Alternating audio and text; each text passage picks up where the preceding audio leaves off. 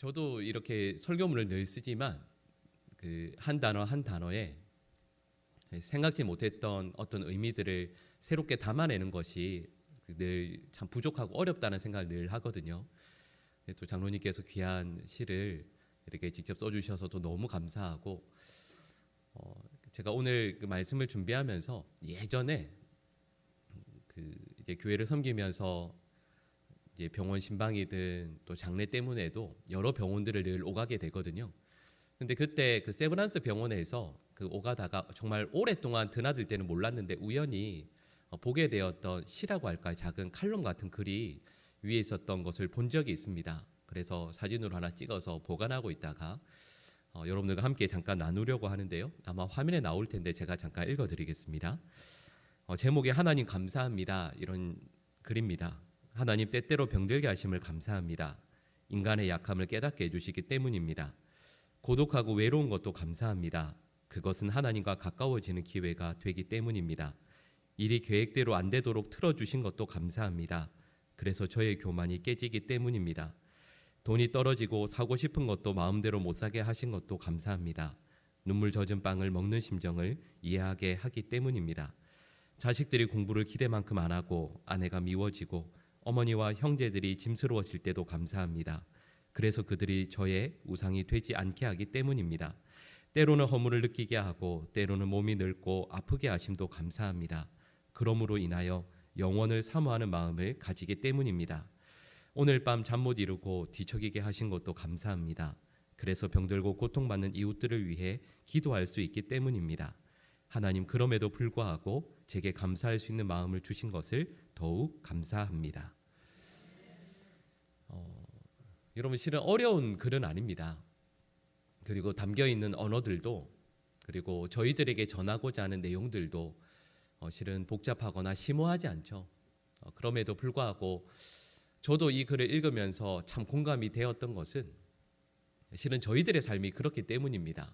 말씀드렸던 이런 내용들, 이런 어려움들을 당할 때마다 저희는 감사가 아니라 원망과 불평 섞인 말들을 하나님 앞에서 내어놓기가 훨씬 더 쉬우니까요. 추수감사절을 맞이하는 우리 모든 성도들의 삶에 어떤 환경과 여건에서도 하나님께 올려드리는 감사와 기쁨이 가득한 우리 모든 믿음의 백성들 되시기를 간절히 축복합니다. 오늘 저희가 읽었던 이 빌립보서 4장 10절에서 14절 말씀을 보시면 사도 바울은 크게 기뻐하고 있습니다. 그러면서 하나님께 감사하고 있죠.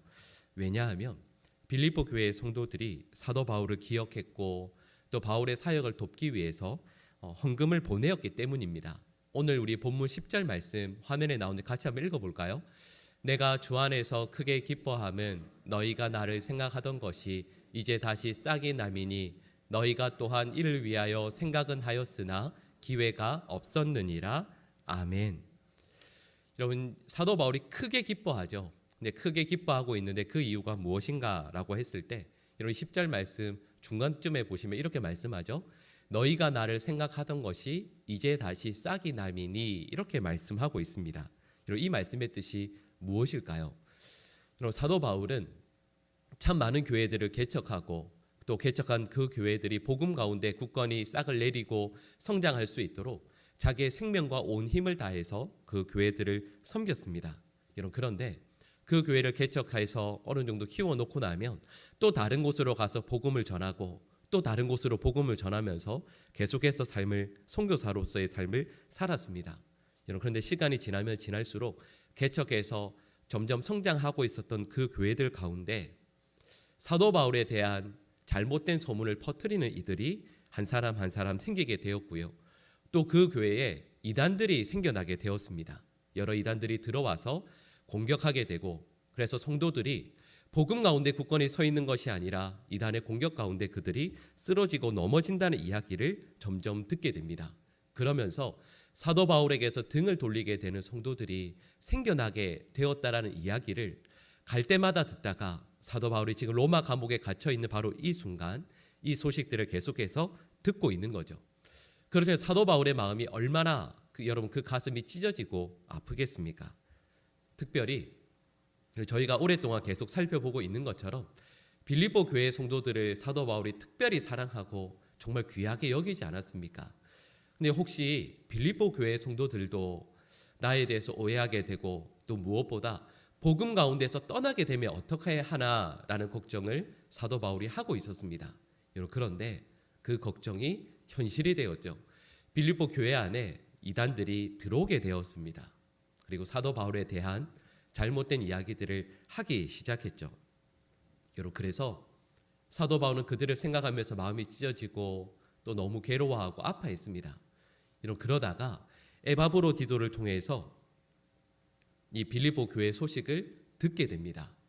그것이 무엇이냐 하면, 그럼에도 불구하고 빌립보 교회는 복음 가운데 굳건히 서서 사도 바울을 위해 기도하고 있고 맡겨주신 사명을 감당하는 주님께서 기뻐하시는 교회로 서 있다라는 소식을 듣게 되는 거죠. 여러분, 그때 사도 바울의 마음이 얼마나 기쁘겠습니까?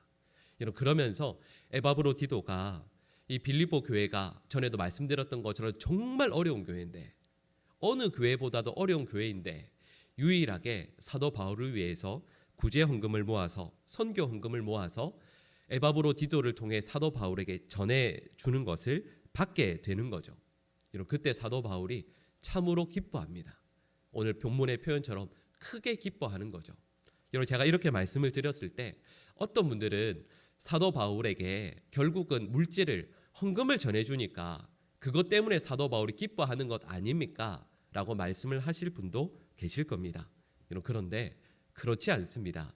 왜냐하면 여러분, 만약에 사도 바울이 정말 원한 것이 선교 후원금이라면, 선교헌금이라면요, 여러분 생각해 볼까요? 빌립보 교회는 사도 바울에게 이 선교 헌금을 보내었고 나머지 교회는 다 안 보냈거든요. 여러분, 그러면 선교 헌금에 대해서 어느 교회에다가 편지를 써야 되겠습니까? 보내는 교회에다 써야 될까요? 안 보내는 교회에다가 써야 될까요? 그게 목적이면 안 보내는 교회에다가 써야죠. 빌립보 교회가 이렇게 헌금하는데 너희들은 지금 뭐 하고 있냐? 빨리 나에게 보내라, 이렇게 말을 해야 될 것 같지 않습니까? 여러분, 사도 바울은 안 보낸 교회에는 그런 말을 일절하지 않습니다. 보낸 교회에만 선교 헌금을 받음으로 인해서 내가 주 안에서 크게 기뻐한다라고 말씀을 하고 있는 거죠. 그러니까 사도 바울의 목적은 선교 후원금이 아니라는 것을 먼저 알 수 있습니다. 그리고 또 다른 중요한 이유가 있습니다. 우리 14절 말씀을 한번 같이 읽어볼까요? 화면에 나오는데 같이 읽겠습니다.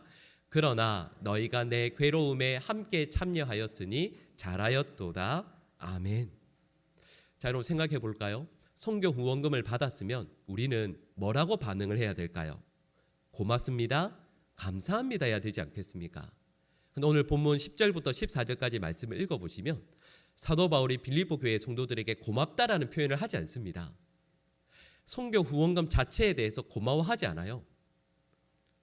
이 14절 말씀에서 보신 것처럼 사도 바울은 무엇 때문에 기뻐하고 있냐면, 이 일을 통해서 빌립보 교회 성도들이 사도 바울의 고난, 사도 바울의 선교 사역에 동참하고 있으니 그것이 참으로 귀하고 잘한 일이다라고 칭찬하고 있는 겁니다. 그러니까 사도 바울은 이 선교 후원금을 받은 것 때문에 이것이 목적이어서 기뻐하는 것이 아닙니다.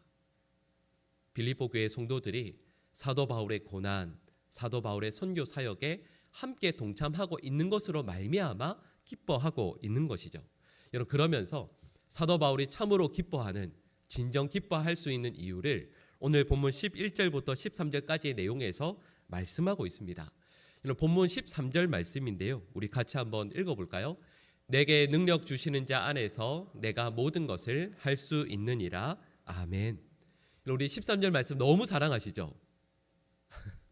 13절 말씀을 아마도 우리 한국교회 성도분들 가운데에서 가장 많이 예를 들면 액자든 글이든 가지고 있는 말씀이 아닐까 싶습니다. 여러분, 이 말씀은 저희가 이 말씀만 떼어놓고 보면 오해하기가 참 쉬운 말씀이죠. 마치 예수님을 잘 믿으면 슈퍼맨처럼 어떤 일에서도 능히 감당할 수 있고 어떤 기적도 행할 수 있고 정말 대단한, 세상의 사람들이 꿈꿀 수 없는 기적의 사람이 될 수 있다라고 생각하기 쉽습니다. 여러분, 그런데 이 13절 말씀은 13절 말씀만 떼어놓고 보면 안 됩니다. 바로 앞에 나오는 11절과 12절 말씀을 함께 읽어보면 그 이유를 알게 되죠. 우리 11절, 12절 말씀이 조금 긴데요. 같이 한번 읽어볼까요? 내가 궁핍함으로 말하는 것이 아니니라. 어떠한 형편에든지 나는 자족하기를 배웠노니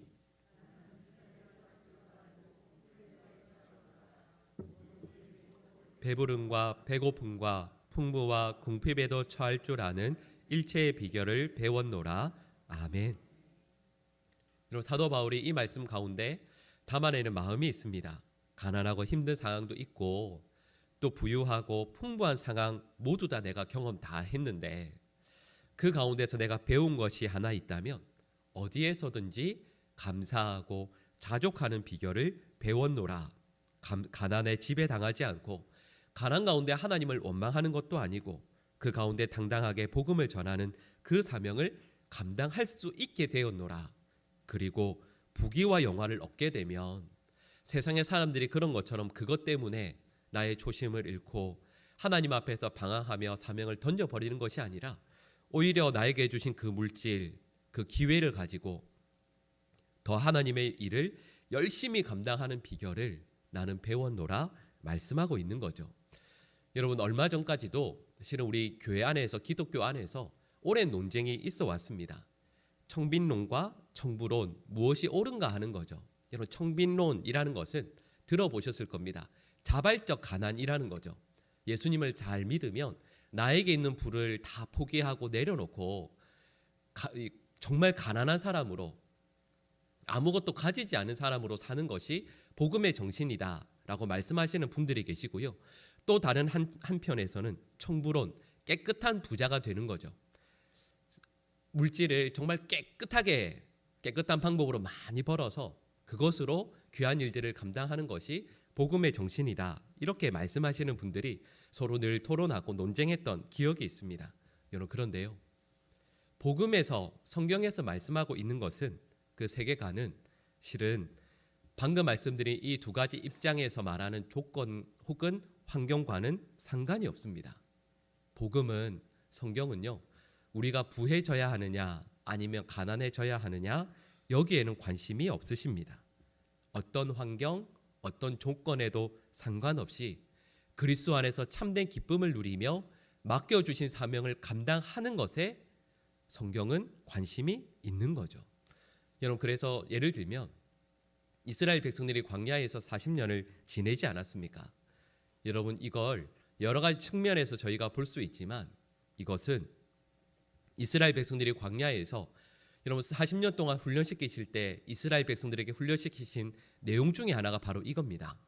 여러분, 이스라엘 백성들이 40년 동안 광야에서 얼마나 가난을 피할 수 없었습니까? 여러분, 그곳에서 그들은 풍요를 추구할 수가 없었습니다. 그런데 하나님께서 원하시는 것이 무엇일까요? 풍요로움을 추구할 수 없는 그곳에서, 가난하게 살아야 될 수밖에 없는 그곳에서 만족하고 감사해야 한다라는 것을 알게 하시는 거죠. 훈련시키시는 거죠. 그런데 그들은 가난 속에서, 가난 가운데 처할 줄 모르고 그 가운데 만족하며 감사할 줄 모르고 늘 불평합니다. 고기를 못 먹는다고 불평하고요, 물을 조금 늦게 마신다고 불평합니다. 그리고 오늘 본 말씀은 사도 바울이 이렇게 말씀하는 거죠. 나는 어떤 환경, 어떤 상황에 처한다 할지라도 맡겨주신 사명을 감당하는 믿음의 사람이 되었노라. 그리고 이것이 사도 바울에게, 또한 저희들에게 바라시는 감사의 내용이라 말씀하시는 거죠. 여러분, 생각해 볼까요? 여러분, 우리는 엄청나게 많은 기적을 행하는 전도자 혹은 목회자를 바랍니다. 여러분, 말씀을 한번 하면 수많은 사람들이 회개하고, 여러분, 창을 들고 왔던 사람들이 내가 한마디 말씀을 하거나 기적을 행하게 되면 그들이 그 모든 것들을 다 내려놓고 그 앞에 엎드려 절하는 기적의 전도자가 되는 걸 우리 모두는 꿈꾸죠. 목회자들도 실은 그렇습니다. 그런데 이것도 분명히 놀라운 능력이고 기적을 행하는 전도자라 말할 수 있습니다. 여러분, 또 다른 측면에 보면 방금 말씀드린 이분도 능력의 전도자이지만 또 다른 한 측면의 참된 전도자는, 능력의 사람은 아무런 힘이 없어서 천대를 맞는다 할지라도 그럼에도 불구하고 복음을 전할 수 있는 그 사람 또한 능력의 전도자라 말할 수 있지 않겠습니까? 능력을 기적을 행하는 사람도 참된 전도자라 말할 수 있겠지만 또 다른 한 측면에서 그런 능력은 없다 할지라도 맡겨주신 사명을 끝까지 감당하고자 하는 하나님의 사람이 된다라는 것, 여러분 그것 또한 능력이라 말할 수 있겠죠. 방금 말씀드린 이 내용이 오늘 본문 사도 바울이 저희에게 말씀하고 있는 내용입니다. 사도 바울이 늘 기뻐하고 감사할 수 있는 비결은 다시 한번 우리 13절 말씀 같이 한번 읽어볼까요? 같이 읽겠습니다. 내게 능력 주시는 자 안에서 내가 모든 것을 할 수 있느니라. 아멘. 여러분 이 13절 말씀 잘 보시겠어요? 여러분 13절 말씀을 정말 간략하게 한번 구조를 만들어 볼까요? 여러분 13절에서 핵심 단어 되는 어구를 3개를 뽑아보라고 하면 무엇을 뽑으시겠습니까? 이렇게 말씀드릴 수 있죠. 나라는 이 한 단어가 있고요. 그 다음에 능력 주시는 자, 곧 누굴까요? 예수님요. 나, 예수님, 그리고 그 다음에 모든 것을 할 수 있는 능력. 여러분 이 3가지 개념이 이 13절 말씀에 나오고 있습니다. 여러분 그런데요. 이 13절 말씀에서 만약에 여러분에게 펜을 드리면서 2가지 개념에만 동그라미를 해보라고 한다면 정말 중요한 2가지, 여러분의 마음에 와닿는 2가지만 동그라미로 표시를 해보라고 한다면 여러분 무엇에다 동그라미를 하시겠습니까? 아마 대부분의 한국의 그리스도인들은 이렇게 동그라미를 표시할 할 겁니다. 나 그리고 모든 것을 할 수 있다. 그게 우리가 원하는 삶이잖아요. 그런데 사도 바울은 마치 이렇게 말씀하는 거죠. 진정한 그리스도인은 나의 동그라미를 치고 예수님의 동그라미를 치고 모든 것을 할 수 있다라는 이 말은 괄호를 해서 그 가운데 두는 거죠. 여러분 그 괄호에는 무엇이 있어도 상관없는 삶이 되는 겁니다.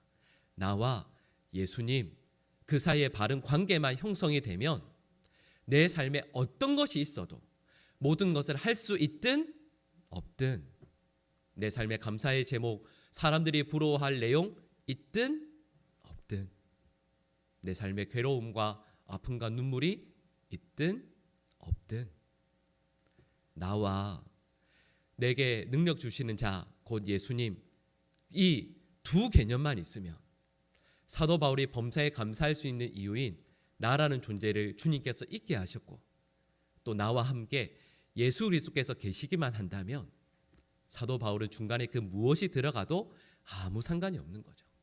오늘 본문 말씀의 내용이 바로 이 내용입니다.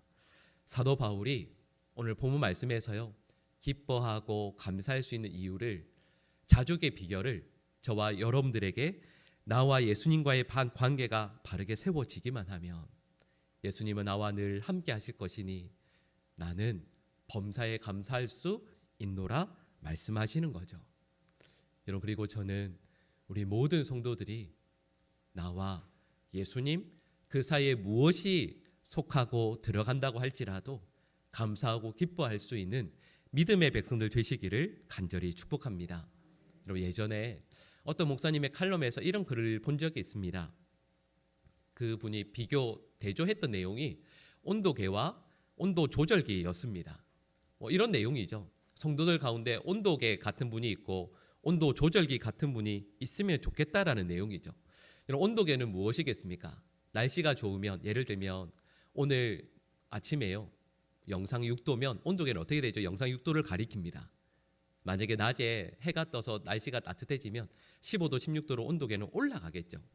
날씨와 환경에 따라서 그 온도계는 그 표시하는 수치가 점점 바뀌게 되고 올라가거나 내려가게 됩니다. 근데 온도 조절기는 예를 들면 온도가 춥잖아요. 많이 내려가면 온도 조절기를 통해서 오히려 집안 온도를 높이겠죠.